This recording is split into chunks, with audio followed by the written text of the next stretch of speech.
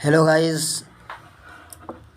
मैं nine star classes YouTube channel में आप सभी का स्वागत है, वेलकम है, खुश आमदीद है। आज हम आप लोगों को पढ़ाएंगे क्लास 12th का हिस्ट्री मॉडल सेट 2, क्योंकि इससे पहले मैं आप लोगों को क्लास 12 का हिस्ट्री सब्जेक्ट से मॉडल सेट 1 का 100 क्वेश्चंस कम्प्लीटली हम पढ़ा चुके हैं। और उस वीडियो को जो भी साथी नहीं देखे हैं तो उस वीडियो का लिंक इस वीडियो के डिस्क्रिप्शन में दिया हुआ है।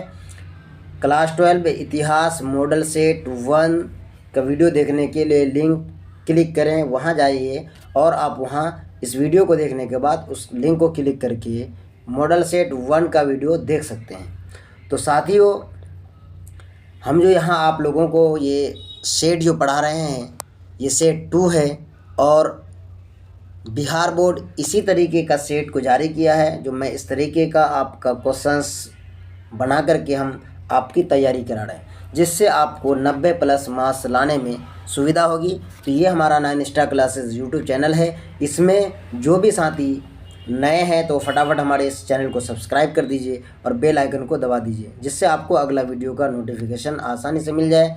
और जो साथी पुराने हैं तो वो हमारे इस चैनल को दूसरों तक पहुंचाने के लिए वीडियो को शेयर करें और वीडियो को लाइक भी ज़रूर करें। तो साथियों, चलिए हम शुरू करते हैं और इस वीडियो को आप एक बार पूरा कम्प्लीटली 100 क्वेश्चंस को देखिए।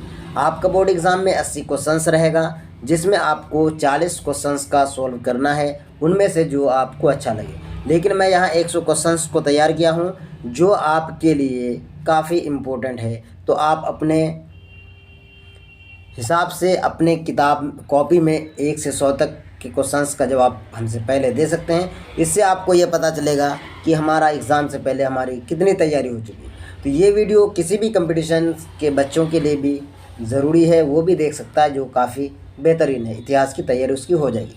तो साथियों, चलिए शुरू करते हैं हम क्वेश्चन नंबर 1 से, इतिहास का मॉडल सेट 2 से। साथियों, आपका पहला क्वेश्चन है, क्वेश्चन नंबर 1 में कह रहा है कि सिंधु सभ्यता को किस श्रेणी के अंतर्गत रखा गया है। तो यहाँ हम आपको फटाफट आंसर बताएंगे और आप अपने कॉपी में हमसे पहले इसका आंसर दे सकते हैं। तो कहता है ऑप्शन नंबर ए में कह रहा है ऐतिहासिक काल, बी में कह रहा है आध ऐतिहासिक काल, पूर्व ऐतिहासिक काल, डी में कह रहा है इनमें से कोई नहीं। तो इसका राइट आंसर है option number B. Option number B इसका राइट आंसर है, आध ऐतिहासिक काल। दूसरा क्वेश्चन है, सिंधु घाटी निवासियों को किस धातु का ज्ञान नहीं था। तो सिंधु घाटी निवासियों को लोहा का ज्ञान नहीं था। ऑप्शन नंबर सी इसका बिल्कुल राइट आंसर है। 3 नंबर का प्रश्न में कह रहा है कालीबंगन स्थित है। तो कालीबंगन स्थित कहाँ है। तो कालीबंगन स्थित राजस्थान में है। ऑप्शन नंबर सी इसका बिल्कुल राइट आंसर है। 4 नंबर में कह रहा है भारतीय उपमहाद्वीप की पहली सभ्यता का विकास हुआ था। तो कब हुआ था उसका विकास। तो उसका ऑप्शन नंबर सी, यानी कहते हैं सिंधु के मैदान में हुआ था। भारतीय उपमहाद्वीप की पहली सभ्यता का विकास सिंधु के मैदान में हुआ था।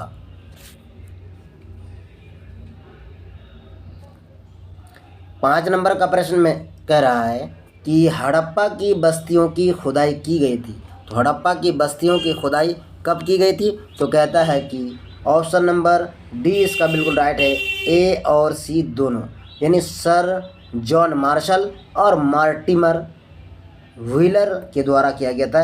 ए एंड बी सी इसका बिल्कुल राइट आंसर है, यानी आपका हो जाएगा ऑप्शन नंबर डी बिल्कुल राइट आंसर।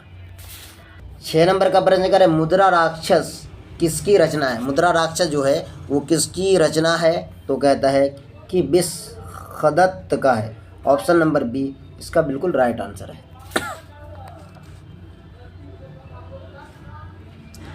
वेदों की संख्या कितनी है। ये क्वेश्चन हमने इससे पहला सेट में भी आया था और यहाँ भी आपको कह रहा है कि वेदों की संख्या कितनी है। तो वेदों की संख्या 4 है। ऋग्वेद, यजुर्वेद, अर्थवेद और सामवेद, ये 4 वेद आपके हैं। ऑप्शन नंबर ए बिल्कुल इसका राइट आंसर है। 8 नंबर में कह रहा है अशोक किस वंश का शासक था। अशोक जो है वो किस वंश का शासक था, तो अशोक मौर्य वंश का शासक था। ऑप्शन नंबर बी इसका बिल्कुल राइट आंसर है।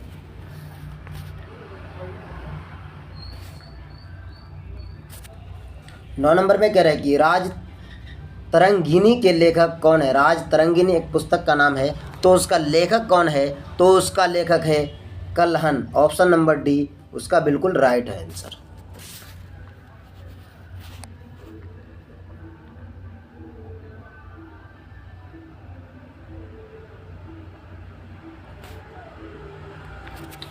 दस नंबर में कह रहा है कि पतंजलि के महाभाष्य से हमें जानकारी मिलती है। तो पतंजलि के महाकाव्य से हमें किस चीज़ की जानकारी मिलती है, तो हमें मिलती है प्राच्य मौर्य काल की, यानी ऑप्शन नंबर सी इसका बिल्कुल राइट आंसर है।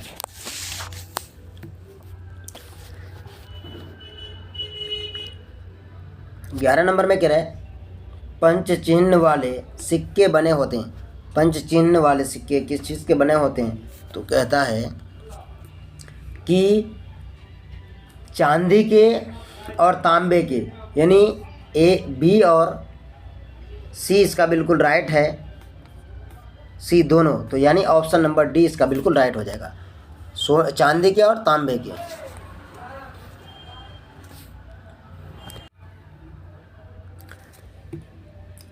12 नंबर का प्रश्न कह रहा है कि महाभारत की रचना किस भाषा में हुई थी, तो महाभारत की रचना संस्कृत भाषा में हुई थी। ऑप्शन नंबर ए बिल्कुल राइट आंसर है। साथियों, अब तक हमारे इस वीडियो को जो भी लाइक नहीं किए तो फटाफट लाइक कर दीजिए, और चैनल को अगर सब्सक्राइब नहीं कर पाए हैं तो प्लीज़ सब्सक्राइब भी कर दीजिए।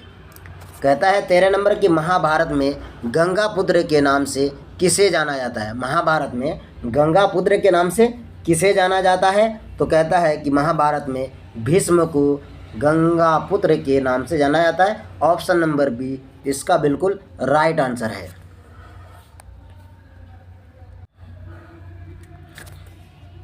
चौदह नंबर का प्रश्न में कह रहा साथियों, कहता है कि महर्षि व्यास द्वारा उत्पन्न संतान थी।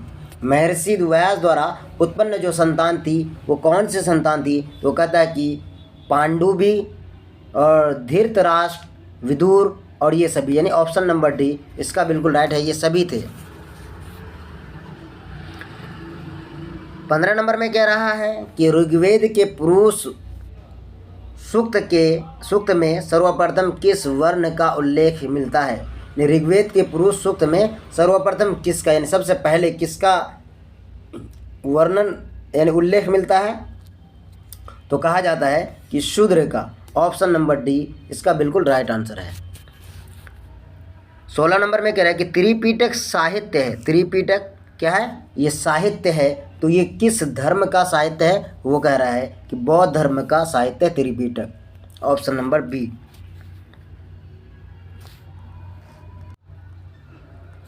17 नंबर में कह रहा है हीनयान और महायान संप्रदाय किस धर्म से संबंधित है, तो ये कह रहा है कि किससे संबंधित है, तो कह रहा है ऑप्शन नंबर बी, यानी बौद्ध धर्म से संबंधित है। राइट आंसर इसका बी। चलिए 18 नंबर का प्रश्न में कह रहा है निम्नलिखित विद्वानों में से कौन सा सर्वप्रथम भारत आया था। इन चारों विद्वानों में सबसे पहले भारत कौन आया था, तो कहता है कि सबसे पहले भारत फाहयान आया था। ऑप्शन नंबर डी इसका बिल्कुल राइट आंसर है।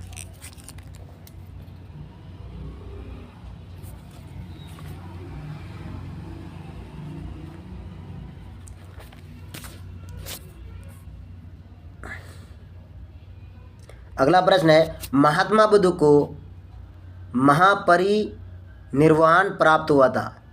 कहाँ पर महापरिनिर्वाण प्राप्त हुआ था, तो कहता है कि कुशीनगर में हुआ था उसको। कहाँ, ऑप्शन नंबर सी इसका बिल्कुल राइट आंसर है। साथियों, काफ़ी इंपॉर्टेंट है, वीडियो को लास्ट तक आप देखते रहिए और वीडियो को लाइक भी कीजिए फटाफट, और दोस्तों तक शेयर भी कर दीजिए। महावीर का जन्म हुआ था। महावीर का जन्म कहाँ हुआ था, तो कहता है कि महावीर का जन्म कुंडलवन वैशाली में हुआ था। इससे पहला वाला सेट में भी ये क्वेश्चन आया था। ऑप्शन नंबर सी इसका बिल्कुल राइट आंसर है। जो काफ़ी इम्पोर्टेंस है। चलिए 21 नंबर में कह रहा है बुद्ध के बचपन का नाम क्या था। तो कहता है कि बुद्ध के बचपन का नाम सिद्धार्थ था। ये काफ़ी इजी लग रहा है लेकिन इम्पोर्टेंस क्वेश्चन है। अगला प्रश्न है आपका, जैन धर्म के 24वें तीर्थकार कौन थे। तो जैन धर्म के 24वें तीर्थकार के बारे में आप लोग जानते भी हैं कि वो महावीर स्वामी थे। कौन थे? Mahavir Swami. Option number D बिल्कुल इसका राइट आंसर है।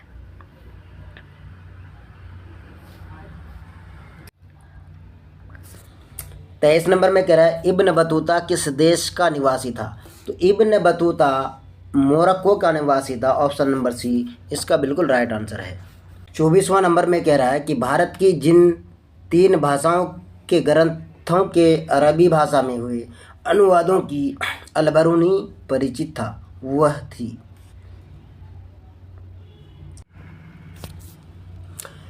24 नंबर का क्वेश्चन काफ़ी इंपॉर्टेंट है। कहता है कि भारत की जिन 3 भाषाओं के ग्रंथों के अरबी भाषा में हुए अनुवादों यानी उसका जो ट्रांसलेट किया था तो उनमें से अलबरूनी परिचित था, वह थी। वो कौन कौन सी थी?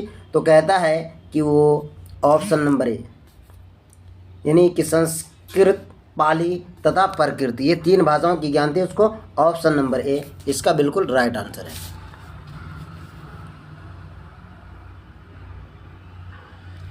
25 नंबर में कह रहा है इब्न बतूता की भारत यात्रा को जिस शताब्दी से संबंधित माना जाता है तो वह कौन सी शताब्दी थी। तो कहा जाता है कि वो 14वीं शताब्दी थी। ऑप्शन नंबर सी इसका बिल्कुल राइट आंसर है। 26 नंबर में कह रहा है कि किताब उर रहला में किसका यात्रा वृतांत मिलता है, यानी उसमें किसके यात्रा के बारे में जिक्र है, उसमें किसके यात्रा के बारे में उल्लेख किया गया है। 26 नंबर का क्वेश्चन है। तो कहता है कि Ibn Battuta. Option number C right answer है।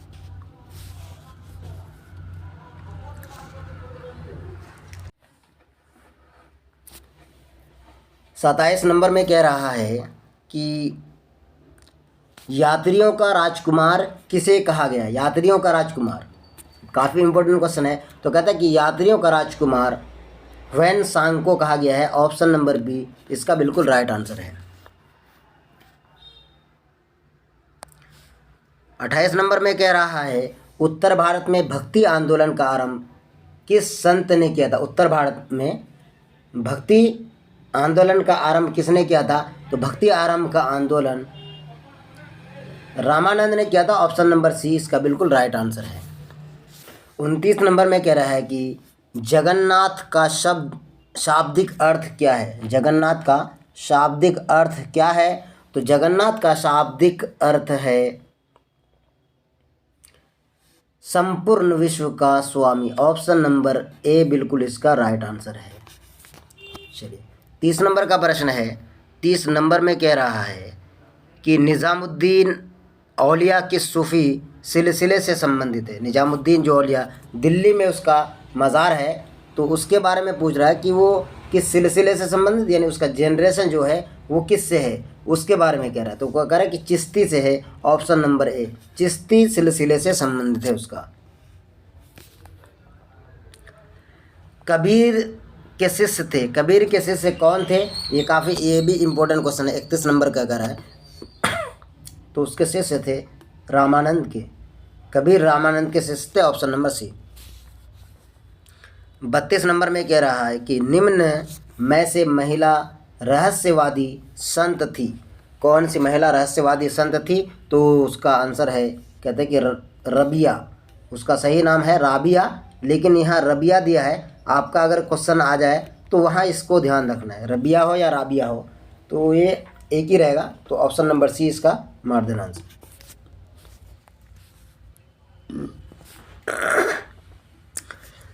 33 नंबर में कह रहा है औरंगजेब का संबंध किस सूफी सिलसिले से था। औरंगजेब जो एक बादशाह थे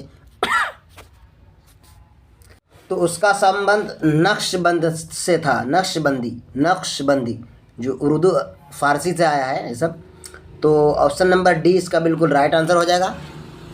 34 नंबर का प्रश्न है, कहता है कि 2.5 दिन की झोपड़ा का निर्माण किसने करवाया था। ये भी काफ़ी इम्पोर्टेंट क्वेश्चन है और इतिहास में इसका उल्लेख बेहतर ढंग से किया गया है कि 2.5 दिन का झोपड़ा कहाँ है। तो 2.5 दिन का झोपड़ा जो है वो दिल्ली में बनाया गया था।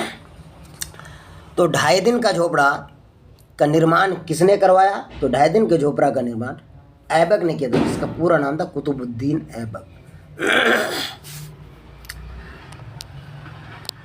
अगला प्रश्न है, विजयनगर के स्थापना के समय दिल्ली का सुल्तान यानी सुल्तान कौन था। दिल्ली का सुल्तान कौन था। तो दिल्ली का सुल्तान उस समय था मोहम्मद बिन तुगलक। विजयनगर की स्थापना के समय दिल्ली का सुल्तान क्या था, कौन था। तो कुतुबुद्दीन मोहम्मद बिन तुगलक था। 36 नंबर का प्रश्न है, कहता है विजयनगर पर शासन करने वाला प्रथम राजवंश कौन था। विजयनगर पर तो था संगम वंश। ऑप्शन नंबर सी इसका बिल्कुल राइट आंसर है।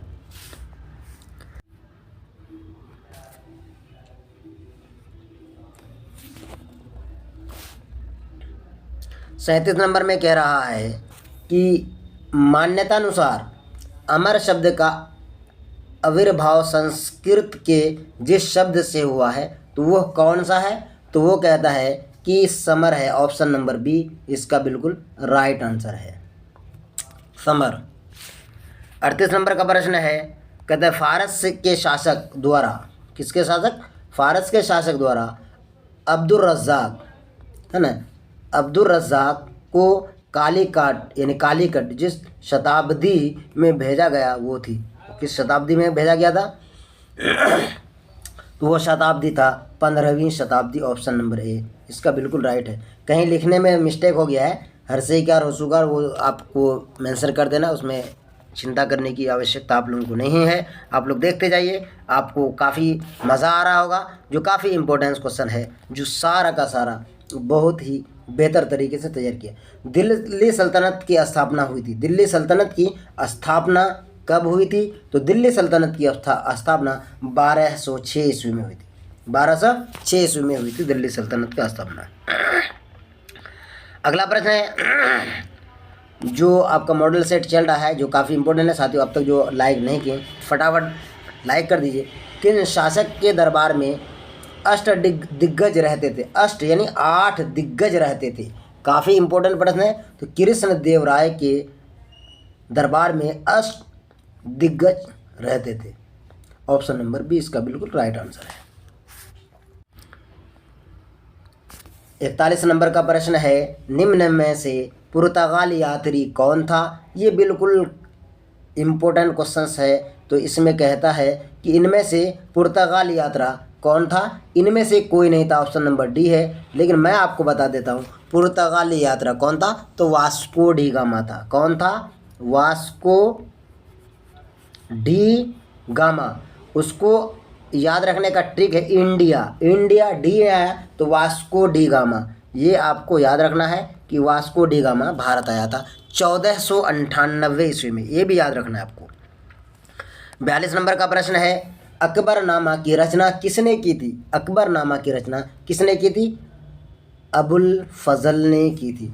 अकबरनामा की रचना किसने की थी। अबुल फजल ने की थी, जिसमें 3 खंड में लिखा गया है अकबरनामा को। इससे पहला वाला वीडियो में मैं उसके बारे में विस्तृत चर्चा किया हूँ। जो साथी नहीं देखा तो उसको देख लीजिएगा। बाबर के संस्मरणों का मूलतः सही नाम एवं भाषा ठीक है। तो कौन सा भाषा ठीक है उसके बारे में कह रहा है। तो वो भाषा है क्या कि वो है तुजुक ए बाबरी एवं तुर्की। तुजुक ए बाबरी और वो तुर्की भाषा में लिखी गई थी। तुर्की भाषा में लिखी गई थी। ऑप्शन नंबर ए इसका बिल्कुल राइट आंसर है। चलिए, काफ़ी इंपॉर्टेंट प्रश्न है साथियों। आप लोग फटाफट वीडियो को लाइक कर दिए। रबी फसल की किस ऋतु में बोई जाती है। रबी फसल, खरीफ फसल के बाद रबी फसल की बुआई होती है। और ये जो बुआई होती है तो ये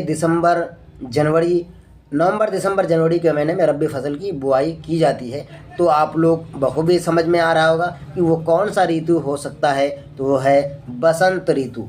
कौन ऋतु, बसंत ऋतु। और आपको पता है कि इस बार 26 जनवरी को ही बसंत पंचमी का त्यौहार मनाया गया है। चलिए अगला है जिसको सरस्वती पूजा के नाम से हम लोग जानते हैं। सरस्वती पूजा आप में से भी बहुत सारे लोग करते हैं। चलिए अगला प्रश्न है, कहता है कि अकबर ने टोडरमल को दीवान ए अशरफ कब नियुक्त किया था। अकबर जो है वो अपने ख़जाने का जो देखभाल करने के लिए दिया था वो किसको दिया था, वो टोडरमल को ही दिया गया था। तो कहता है कि वो कौन सा ईस्वी में दिया था, तो 1582 ईस्वी में दिया था। ऑप्शन नंबर ए बिल्कुल इसका राइट आंसर है। 46 नंबर का प्रश्न है, किस ग्रंथ में बाबर ने से लेकर अकबर के काल तक का हर ये मतलब विस्तृत जानकारी मिलता है, तो वो क्या है, तो वो है आपका, ये भी हम इसके बारे में इससे पहले वाला वीडियो में काफ़ी बेहतर तरीके से बनाया, तो वो है अकबरनामा। कौन है वो, अकबरनामा है। ऑप्शन नंबर बी इसका बिल्कुल राइट है। जो उसके 47 नंबर का प्रश्न है, 47 नंबर में कह रहा है, आईने अकबरी के अनुसार भूमि को कितने भागों में बांटा गया था। आईने अकबरी के अनुसार भूमि को कितने हिस्सों में बांटा गया था, तो आईने अकबरी के अनुसार भूमि को 4 भागों में बांटा गया था। कितने भागों में, ऑप्शन नंबर सी इसका बिल्कुल राइट आंसर है। कितने हिस्सों में, 4 हिस्सों में बांटा गया था।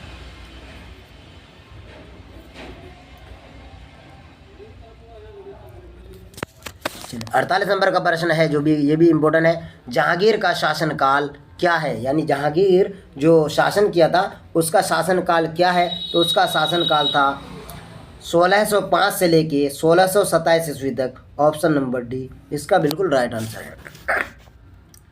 अगला प्रश्न है, निम्नलिखित में अकबर किस पर अधिकार नहीं कर सका था। किस पर अपना अधिकार यानी हुकूमत नहीं कर सका था, वो है मेवाड़ पर, है ना। बाकी मारवाड़, चित्तौड़, जोधपुर ये सारे के सारे में क्या था, सिर्फ ऑप्शन नंबर ए पर नहीं कर सका था अपना अधिकार, यानी कब्जा नहीं कर पाया था, यानी उस पर राज नहीं कर पाया था।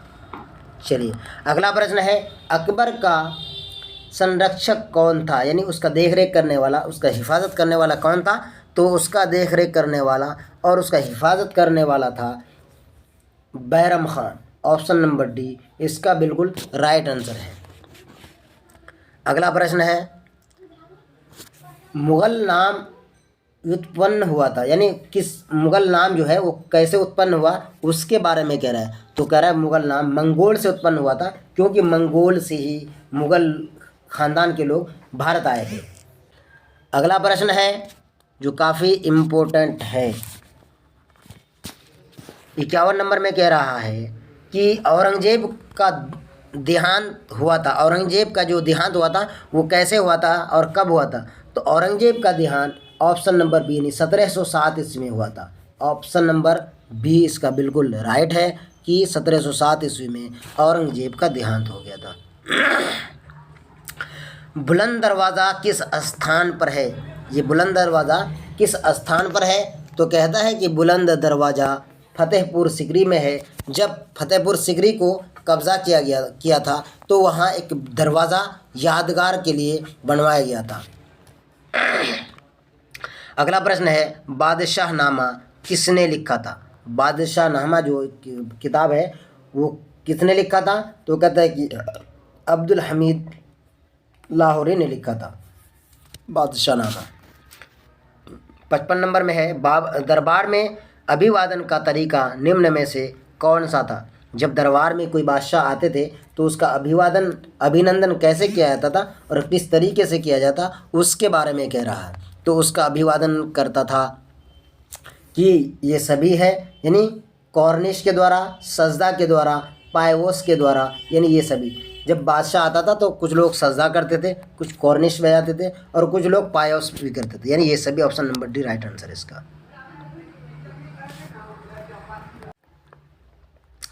56 नंबर में कह रहा है कि गुलबदन बेगम कौन था। गुलबदन बेगम कौन था, तो गुलबदन बेगम एक लेखिका थी, यानी वो लिखती थी, किताबें लिखती थी।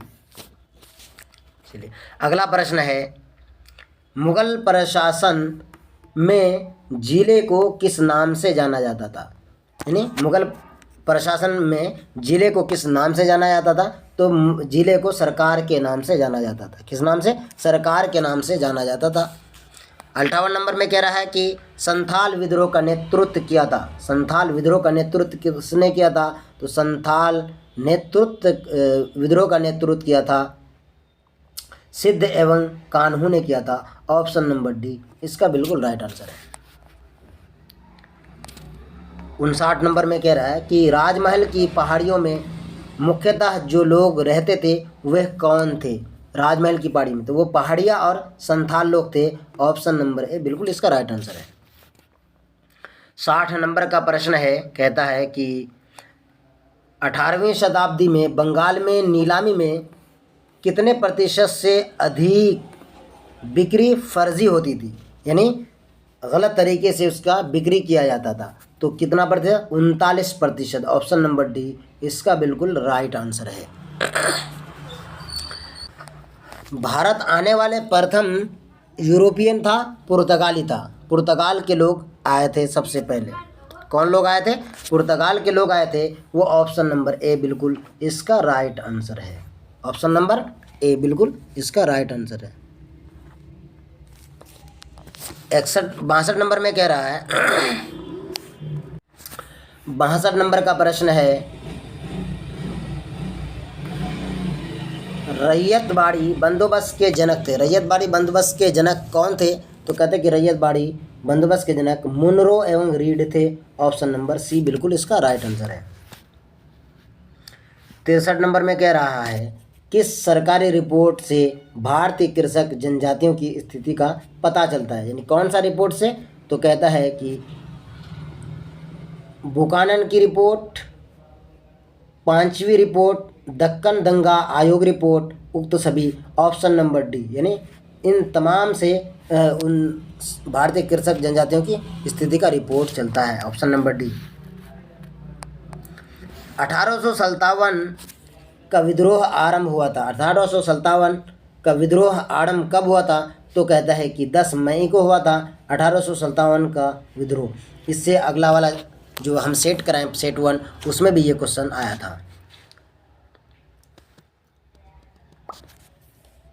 65 नंबर में कह रहा है 1857 ईस्वी के विद्रोह का तात्कालिक कारण क्या था, यानी जो विद्रोह हुआ था उसका तात्कालिक कारण क्या था? तो उसका तात्कालिक कारण था चर्बी वाले कारतूस। चर्बी वाले कारतूस, यानी कि कारतूस जो बनाया था तो उसमें सूअर और गाय की चर्बी से मिला करके कारतूस को बनाया जाता था। और ये खबर जब जनता को पहुंची तो उसके अंदर में आग के शोले की तरह भड़क उठा और ये आंदोलन का बिगुल फूंक दिया। क्योंकि ये हिंदू और मुस्लिम दोनों धर्मों से रिलेटेड जुड़ा हुआ था। हिंदू लोग सूअर की चर्बी से नफरत करते थे, गाय की चर्बी से, और मुस्लिम लोग हिंदू की चर्बी से। तो ये गलत था, इसलिए ये विद्रोह आरंभ हुआ था। चलिए अगला प्रश्न है 66 नंबर में कह रहा है धुंधु पंथ नाम था। धुंधु पंथ किसका नाम था? तो धुंधु पंथ नाम था नाना साहब का। नाना साहब झांसी के रहने वाले थे, यानी बनारस के आसपास के थे, इसीलिए। चलिए अगला प्रश्न है शाह महल कहाँ का रहने वाला था? तो शाह महल रहने वाला था उत्तर प्रदेश के बड़ौद परगना के रहने वाला था। ऑप्शन नंबर बी इसका बिल्कुल राइट आंसर है। 68 नंबर का प्रश्न है सागर में अंग्रेज पुरुष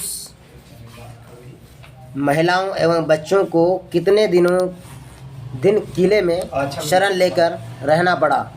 तो उसका कहता है कि 222 दिनों तक उसको शरण में रहना। ऑप्शन नंबर सी इसका बिल्कुल राइट आंसर है।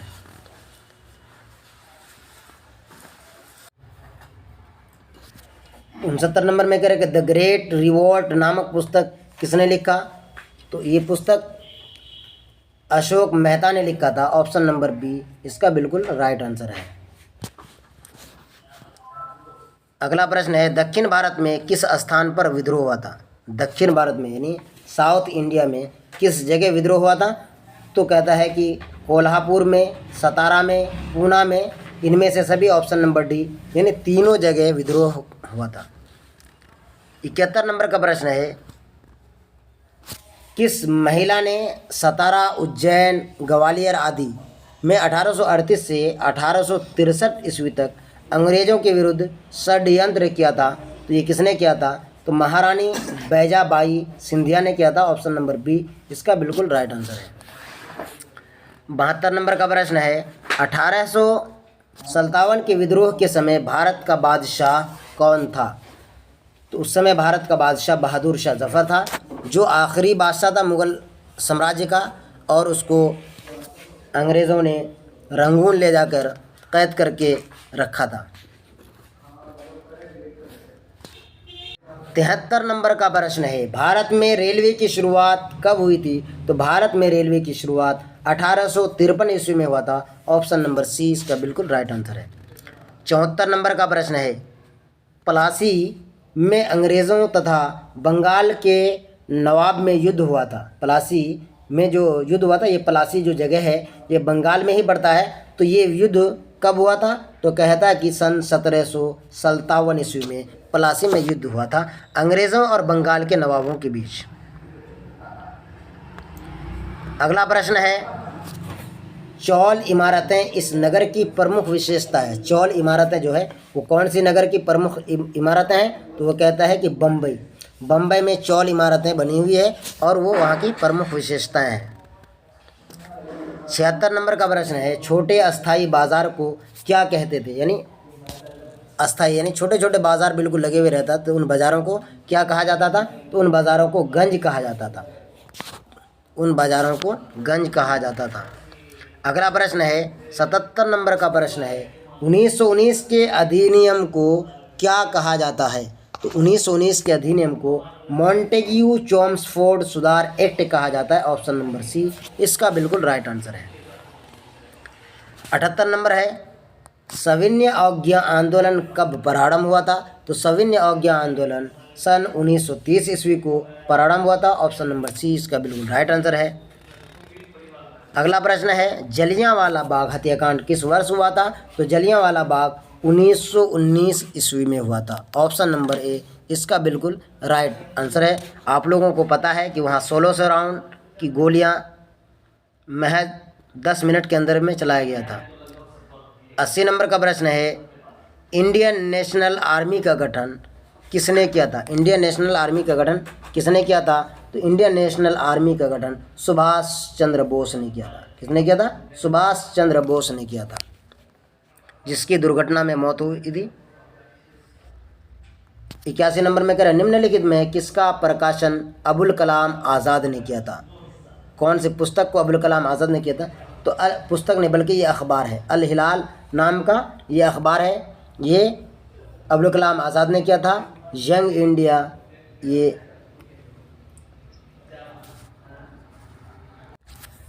82 नंबर का प्रश्न है 82 नंबर में कह रहा है कि तुम मुझे खून दो मैं तुम्हें आज़ादी दूंगा, यह नारा किसने लगाया था?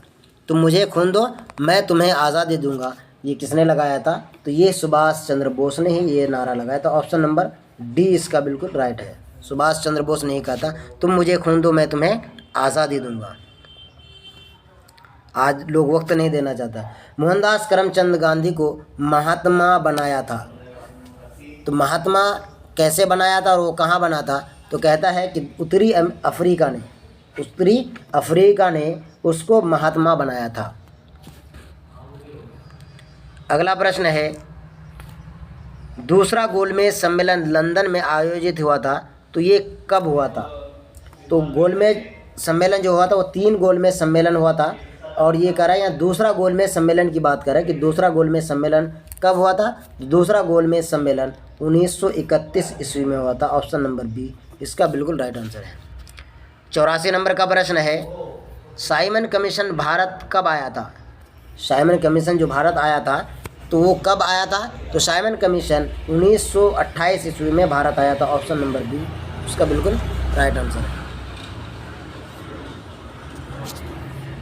86 नंबर में कह रहे कि महात्मा गांधी दक्षिण अफ्रीका से भारत वापस आए थे, तो किस सन में भारत वापस आए थे?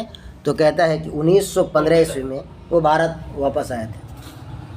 87 नंबर में कह रहे कि 1917 ईस्वी में चंपारण गांधी जी किसके अनुरोध पर आया था? जब नील की खेती से संबंधित किसानों को अंग्रेज़ों ने परेशान किया था, तो भारत की जो एक राज्य बिहार है यहाँ चंपारण में उसको बुलाया गया था, वो किसने उसको निमंत्रण दिया था ये कह रहा है।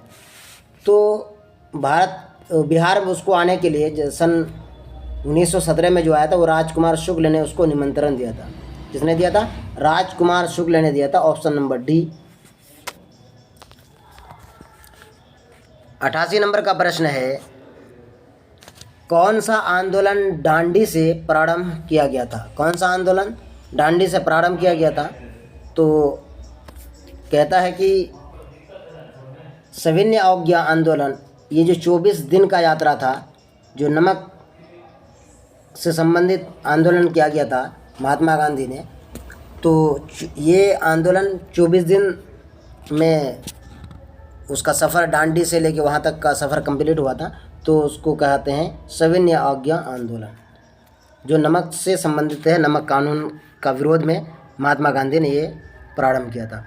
अगला प्रश्न है, हिंदू महासभा की स्थापना किस वर्ष हुई थी? हिंदू महासभा की स्थापना किस वर्ष हुई थी? तो हिंदू महासभा की स्थापना 1915 ईस्वी में हुई थी। ऑप्शन नंबर बी इसका बिल्कुल राइट आंसर है। 90 नंबर का प्रश्न है, मुस्लिम लीग ने अपनी पाकिस्तान निर्माण संबंधी मांग का प्रस्ताव जिस वर्ष सर्वप्रथम किया था, तो वह कौन सा वर्ष था? उस वर्ष के बारे में कह रहा है, तो वो कौन सा वर्ष था? तो वो कहता है कि 1907 ईस्वी में। Option number C. और आप लोगों को बता देते हैं कि ये मुस्लिम लीग की जो स्थापना हुई थी, ये इसका गठन हुआ था बांग्लादेश यानी ढाका में हुआ था, और 1906 ईस्वी में इस पार्टी का गठन हुआ था। 91 नंबर का प्रश्न है, सुभाष चंद्र बोस भारतीय राष्ट्रीय कांग्रेस के अध्यक्ष कब बने थे? तो वो 1938 एवं 1939 ईस्वी दोनों में बने थे। 92 का प्रश्न है, भारतीय राष्ट्रीय कांग्रेस के प्रथम अधिवेशन की अध्यक्षता की थी? तो ऑप्शन नंबर बी है इसका राइट आंसर है। व्योमेश चंद्र बनर्जी ने किया था। ऑप्शन नंबर 20 का राइट आंसर है।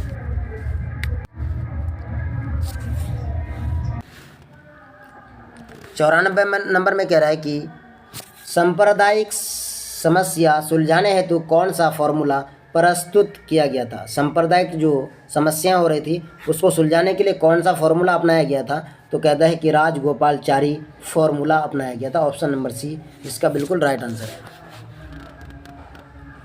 95 नंबर में कह रहे भारतीय संविधान के निर्माण में कितने समय लगे थे? तो भारतीय संविधान के निर्माण में 2 वर्ष 11 माह 18 दिन का समय लगा था। ऑप्शन नंबर डी इसका बिल्कुल राइट आंसर है। 96 नंबर में कह रहा है कि भारतीय राष्ट्रीय कांग्रेस की पहली महिला अध्यक्ष कौन थी? तो भारतीय राष्ट्रीय कांग्रेस की पहली महिला अध्यक्ष एनी बेसेंट थी। ऑप्शन नंबर ए इसका बिल्कुल राइट आंसर है। 97 नंबर में कह रहा है कि स्वतंत्रता प्राप्ति से पूर्व भारत में अंतिम आम चुनाव हुए थे। स्वतंत्रता प्राप्ति के पूर्व यानी उससे पहले अंतिम और आखिरी चुनाव यानी आज़ादी से पहले कौन सा चुनाव हुआ था उसके बारे में कह रहा है। तो उसमें हुआ था दिसंबर जनवरी 1945 ईस्वी को। ऑप्शन नंबर ए बिल्कुल इसका राइट आंसर है। 98 नंबर में कह रहे संविधान सभा के संचालन समिति के अध्यक्ष कौन थे? तो राजेंद्र प्रसाद थे। 99 नंबर में कह रहा है कि 1895 ईस्वी के स्वराज विधेयक किसके निर्देशन में तैयार किया गया था? तो इसका तैयार किया गया था बाल गंगाधर तिलक के निर्देशन में तैयार किया गया। तो साथियों, अब तक हमारे इस वीडियो को जो भी लाइक नहीं किया फटाफट लाइक कीजिए और दोस्तों तक शेयर भी कर दीजिए, और जो चैनल को अगर सब्सक्राइब नहीं किया तो फटाफट सब्सक्राइब कीजिए और बेल आइकन को भी दबा दीजिए। इससे पहले वाले वीडियो जो सेट 1 का हम पढ़ाएँ, इसके नीचे डिस्क्रिप्शन में उसका लिंक दिया हुआ है, मॉडल सेट 1 का करके, वहाँ से आप इससे पहले वाले वीडियो को देख सकते हैं। और इससे रिलेटेड हिस्ट्री का और कई चैप्टर वाइज हम वीडियो पढ़ाए हैं, उसका भी लिंक नीचे दिया हुआ है। अब इसका आखिरी प्रश्न है, कहता है कि भारतीय संविधान सभा का गठन कैबिनेट मिशन के अंतर्गत किस वर्ष हुआ था? तो ये ऑप्शन नंबर सी इसका राइट है, 1946 ईस्वी में। 1946 ईस्वी में इस कैबिनेट मिशन के अंतर्गत हुआ था। और इस तरीके से ये मॉडल सेट 2 कंप्लीट होता है। आप तमाम साथियों का धन्यवाद। जय हिंद।